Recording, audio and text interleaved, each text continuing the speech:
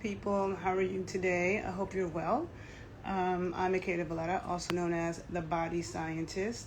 And in case you're unfamiliar with me, I am a strength and conditioning coach and a sports nutritionist with a background in exercise and sports science and nutrition science. That's what my undergraduate degree is in. And I did graduate work in applied physiology and nutrition. And I'm currently in a grad program in medical cannabis science and therapeutics at the University of Maryland School of Pharmacy. So, with that being said about my background, because those of you who follow me, you know that I'm very much into holistic health and, bringing our body into balance naturally. And, the body scientist. I actually am a practitioner, but I actually read science and read research. A lot of people don't do that. I know about the corruption in science. I talk about that a lot. Sometimes I'm hesitant to talk about it too much on public platforms because, you get shadow banned and blocked for misinformation, even though it's not. So I just wanted to do a quick video. I'm taking a little break from my studying. I wanted to do a quick video since we all by now have probably heard that Bronny James, LeBron James' son, had cardiac arrest yesterday at basketball practice. And there are some people who are linking it to the C-19 jab. I do think that plays a role, and I'll get into that in a minute. But there are other people who are like, oh, maybe it's his food, maybe it's the food, or maybe they pushed him too hard. And, I'm all about observing the obvious, looking at statistics, right? And when Damar Hamlin he had his heart issue, and people kept talking about how rough football is, when football has been that rough, and it's not normal for people to have cardiac issues because they got hit. Now, if you follow my work, I talk a lot about this younger generation, how I feel like people in their early to mid-20s, teenagers, they don't look right. They look weaker and sicklier than people did 20 years ago and beyond that, okay? And stats show that this younger generation has a lot going on with them. They have a lot of health problems, a lot. Yeah, somebody said it's happening too often with these young kids over the past 2 years. Yes, and it's been happening with boys in particular, okay, young male athletes.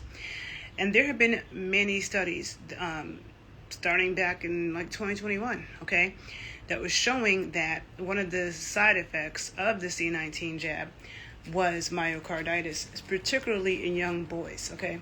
There have been a lot of cases of young athletic males in particular, because we're not seeing it in females as much, right? And they think that might have something to do with testosterone, okay? That higher levels of testosterone exacerbate the issue. And not only do young boys have higher levels of testosterone, but a young male athlete for sure, right? And see, again, I told you my background is in exercise and sports science, so I do know that there are differences between the female athlete and the female the male athlete and the female athlete's body and the things that they're dealing with. Okay, the risk factors for things. Okay, there's certain things that female athletes are more susceptible to because we have female hormones and the female body structure, and there's certain things that male athletes are more prone to because they have a male body structure and a male hormones, okay? Even though the male body structure pretty much works to one's benefit in sports. Not too many things that work against it, whereas with women there are several things, okay? But anyhow, I'm going to save this and repost it to my YouTube page. So if you are on Instagram and you do not follow me on YouTube, be sure to follow me on YouTube because I post different things on YouTube. And on my YouTube channel, I'm going to put several studies, articles, and resources for you to look at so you can look into this myocarditis issue yourself, okay? And not just listen to me, but you can look at some of the sources.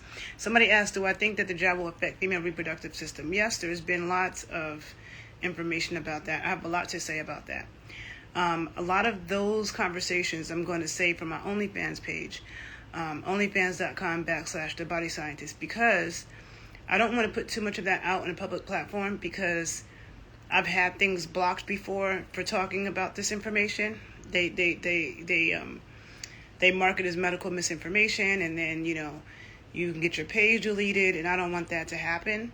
So I'm really going to go in on that page. I'm just going to say the bare minimum here. But yes, I do think it does affect women's reproductive systems for sure. Okay. So with that being said,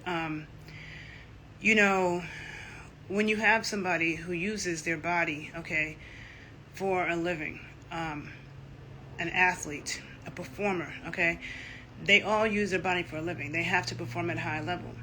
So someone like Bronny James having a cardiac arrest, first of all, no, it's not because they worked him too hard, okay? The coaching staff and the trainers at UCLA, they've been doing this for years.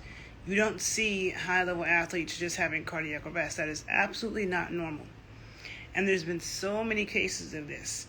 Someone just was telling me about a Dominican baseball player. I should look it up, but I'll go into it in my OnlyFans. About a Dominican baseball player who recently came out and said that he was injured by it, and then he died shortly after that. But there were cases of soccer players. Now, I don't follow soccer around the world, but I know there were cases of soccer players, international soccer players, who were collapsing on the field due to this. Now, we do know that all these universities made it a mandate. Professional sports made it a mandate. And we do know that the pharmaceutical companies will never admit it, okay? They will never admit it. Now, I was on a Clubhouse conversation earlier, and Clubhouse is a great app for, like, real conversations. But somebody was saying, they were saying that people were like, well, how do you know it's not his diet? And people were saying, well, he's LeBron James' son. He has all this money. Like, he probably eats better than everybody. And I don't agree with that.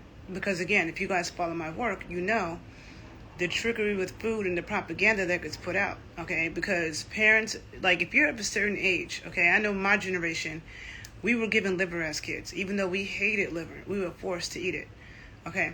My parents' generation, they love liver. Now, there's people of my generation who love it too, usually people from other countries. Like, I know some Caribbeans that love liver. Most Americans don't tend to love it, but we were forced to eat it if you're of a certain age. But kids now, they were never given liver.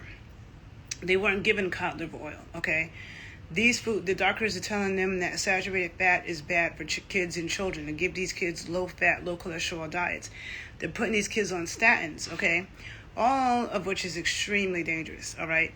Because we all need a lot of cholesterol, but especially kids, babies, and the elderly, okay? Babies, growing and developing babies and kids and the elderly really have the same requirements, and they both need high levels of cholesterol because our hormones are made from cholesterol, okay? The myelin sheaths in our brain that help send electrical signals are made of cholesterol. So if you want to protect your brain, if you want your brain to develop properly, if you want to prevent Alzheimer's and dementia, you need a lot of cholesterol. If you want to prevent vitamin D deficiencies, you need a lot of cholesterol because vitamin D is made from cholesterol. All your sex hormones, testosterone, estrogen, progesterone, your sex hormones and your stress hormones are made from cholesterol. But they're telling parents that they should put their kids on a low cholesterol diet, low fat, all this other stuff. So, and then it's not just this jab, okay? I did a video called Natural Immunity is Best. It's on my YouTube page, I believe, but I reposted it onto my OnlyFans because I think one of them got deleted on IG. One of them got deleted on YouTube for medical misinformation. So you can definitely see it on there, but I talk about this in depth. That all of the jabs, okay, have a terrible track record, okay? People think that just the C-19 jab was the first time they rushed one out. No, it has always been the case. They've all been rushed out. None of them have been tested thoroughly. None of them have ended any diseases. All of them have been responsible for spreading diseases, especially in foreign lands, but even right here, okay? And I get more into that in those videos. I have books on my Instagram page. So if you're on YouTube, be sure to follow me on Instagram because I post studies and books on Instagram that I don't post on YouTube. So it's good to follow me in both places, okay? So food can contribute. Like a lot of times when it comes to health, there's a cumulative effect. Like usually it's not one thing that gives somebody cancer or one thing. It's cumulative. These things have cumulative effects. So if you have bad nutrition, being told that you should eat low cholesterol, low saturated fat diet, when honestly the heart needs saturated fat to be healthy. The lungs need saturated fat to be healthy. Your brain, you need a good amount of saturated fat, okay? And cholesterol. And people are being told that that's not good. They're being told not to give that to their kids. Then young people now are given way more jabs, way more than we were given. Okay, I was born in the 80s and we were given a few. People who were born in the 60s were given less, or the 50s were given even less. People who are born in, probably the 90s, the 2000s, given a lot more. Okay, now I think kids now have like 70 something. Okay, so that cumulative effect of all those toxic jabs on top of this one, on top of bad nutrition, there's a cumulative effect. Okay, definitely a cumulative effect. And I don't think that somebody with money necessarily eats better, because anytime I look at any TV show with people with money, like it could be a reality TV, it could be Cribs, or anything where they're at someone's house, whenever they open their refrigerator, they all have a bunch of processed crap. They all have coffee creamer, which is crap, coffee creamer, and like basic coffee, which is full of pesticides, and they're drinking almond milk or low-fat pasteurized homogenized milk. They're eating skinless, boneless chicken breast. I mean, people are eating, they're cooking in Teflon skillets and cooking with plant-based butter. I see Tamar Braxton doing cooking demos using plant-based butter. That stuff is poison. So no, I don't think that because you have money and because LeBron James is your father or any other rich celebrity that means that you eat better. Because most people don't know good nutrition. Most people are brainwashed by the food industry. And again, I've always said this, the food industry and the pharmaceutical companies are the same people. They are the same people. The FDA, despite what people think, they do not do research. That's not what the FDA does.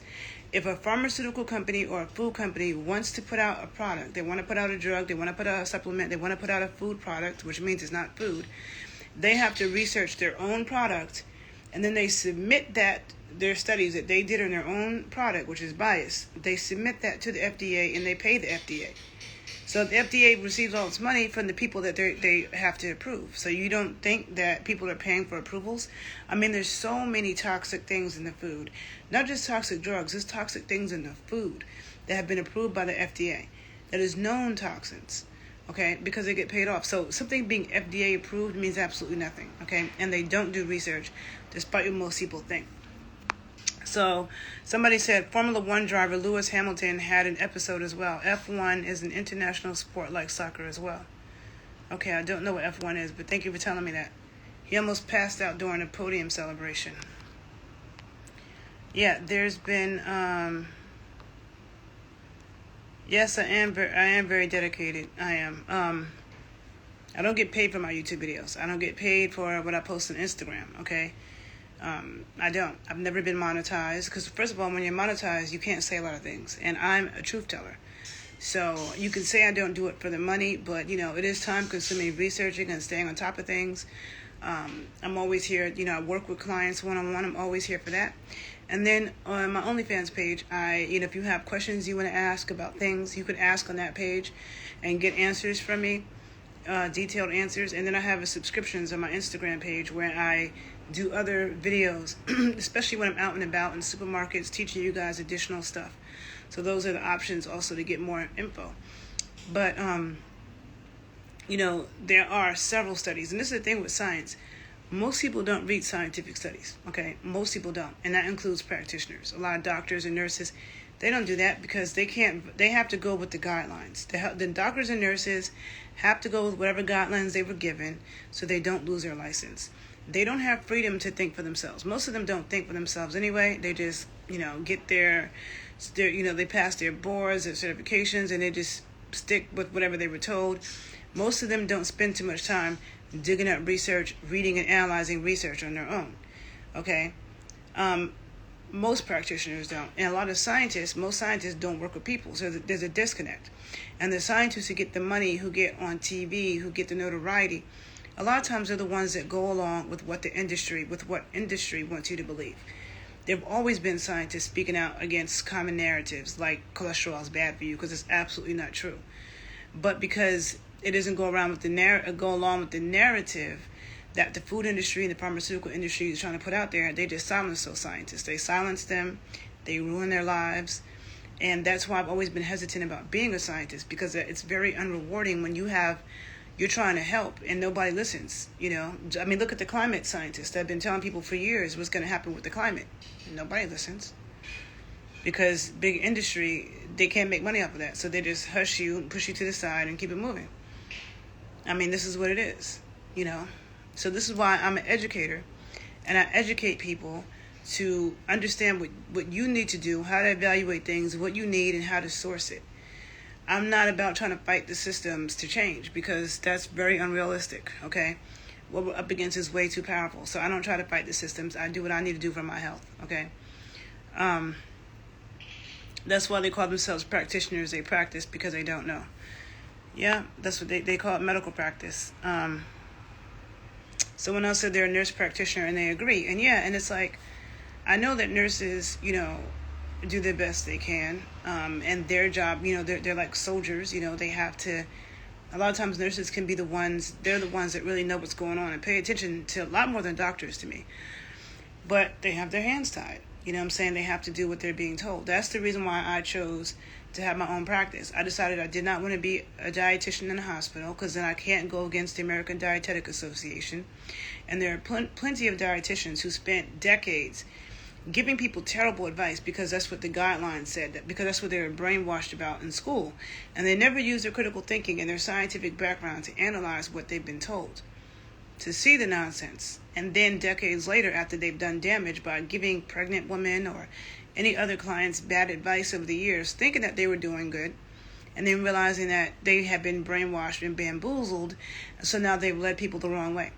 For me, as a practitioner, so I'm a practitioner, but I don't consider myself to be practicing anything, because I have never done anything with my own body or recommended anything to my clients that I had not thoroughly researched and was not sure about. I've never had to backtrack, okay?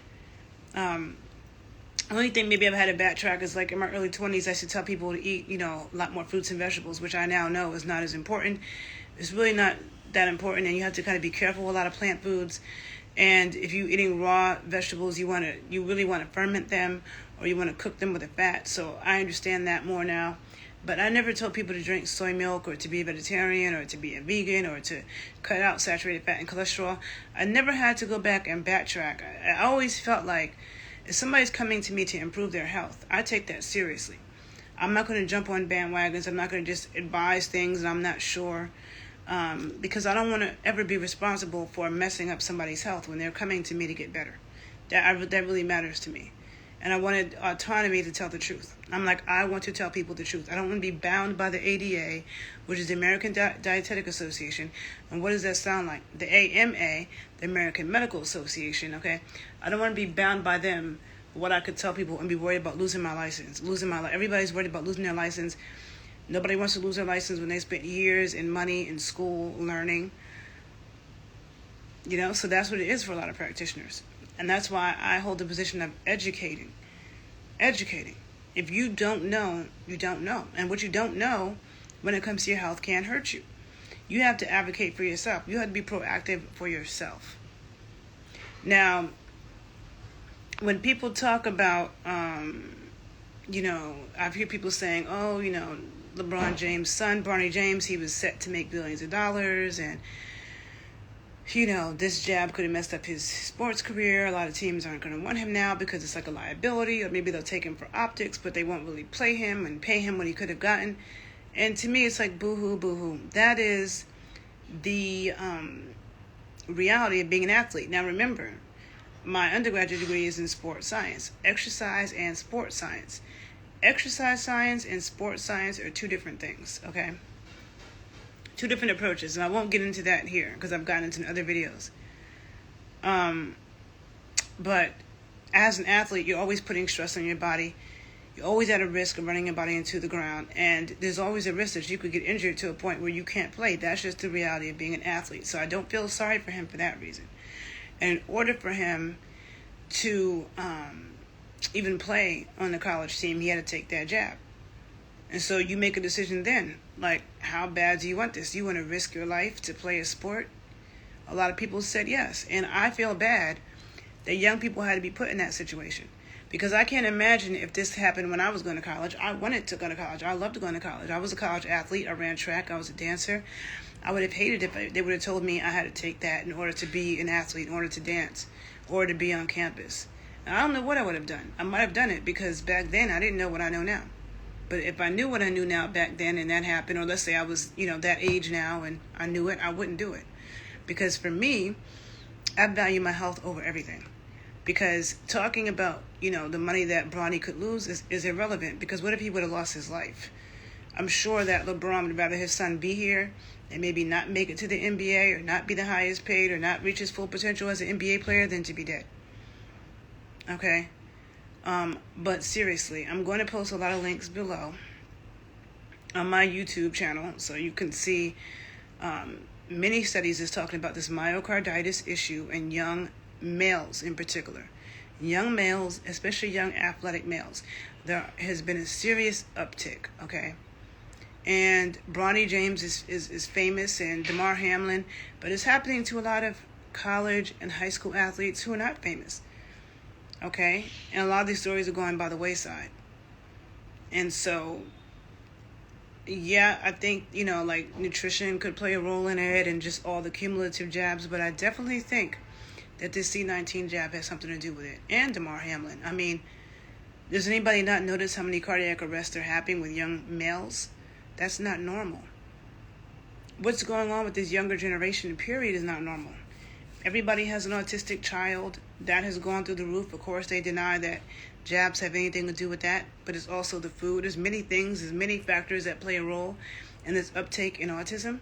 But there's an uptick in everything. Autoimmune diseases, everything. And jabs can lead to autoimmune diseases too. So I'm not going to get super into that because I've done videos in the past about that. You can check them out on my YouTube or my Instagram page, okay?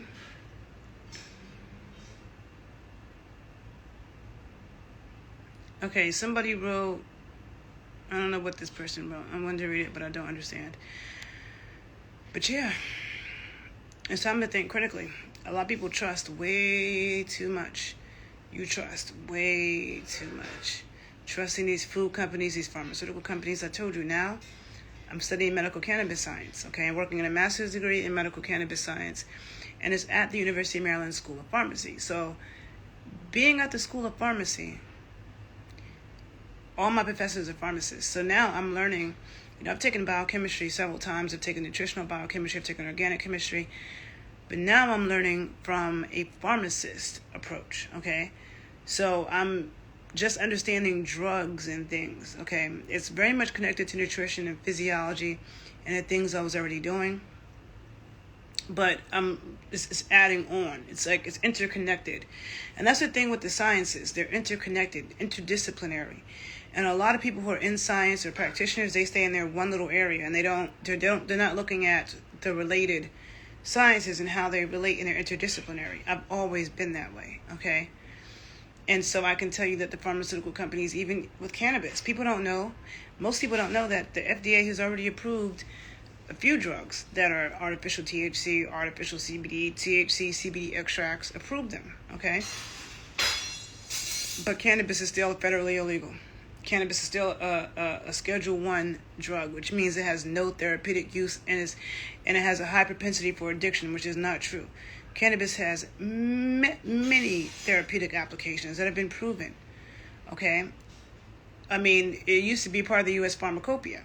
100 years ago, cannabis was the way it's being legalized now, 100 years ago was when it was being made illegal after being a part of the U.S. pharmacopoeia for decades, okay?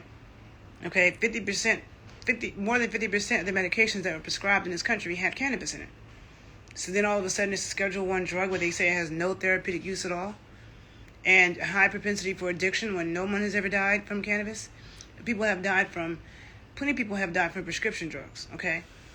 So people have got to smarten up. You got to smarten up if you care about your health. If you don't, if you just want to be out here eating whatever, taking whatever, that's on you, okay? I'm not trying to save the world. That's on you. But if you're somebody who claims that you care about your health and you care about health and longevity, you need to pay attention. And you cannot be trusting these food companies and these pharmaceutical companies. Okay? And if you stick with me and listen to the things that I'm telling you, I won't steer you wrong. Now, if you're on Instagram, follow me on YouTube. Check the links I'm going to post below. If you're on YouTube and follow me on Instagram, check the books, the things that I post there. If you want to ask me more in-depth questions, if you want to ask me questions, health questions, questions about supplements, foods, things you got going on, you can definitely do it on my OnlyFans page. If you want personalized guidance and advice and coaching, I'm here for that. Okay, and if you want to just look at a lot more of my videos where I'm talking about stuff in the supermarket and doing extra lessons, you can subscribe to my IG subscriptions. Other than that, if you took something from this video, please like it and share it. Check the links below. Do your research and think critically. And I know everybody doesn't have time to research, and this is my field, and this is why I share. I do the research and translate it and share it with those who want the information. That's what I do for free. Okay? So, I hope you guys have a good day. Let's see, how Bronny's doing. I'm glad he's all right. And yeah. Okay? I'm just going to leave it at that. So, and this conversation on, I'm just going to leave it at that. I'm just going to leave it at that. Okay? So have a good day, people. Bye.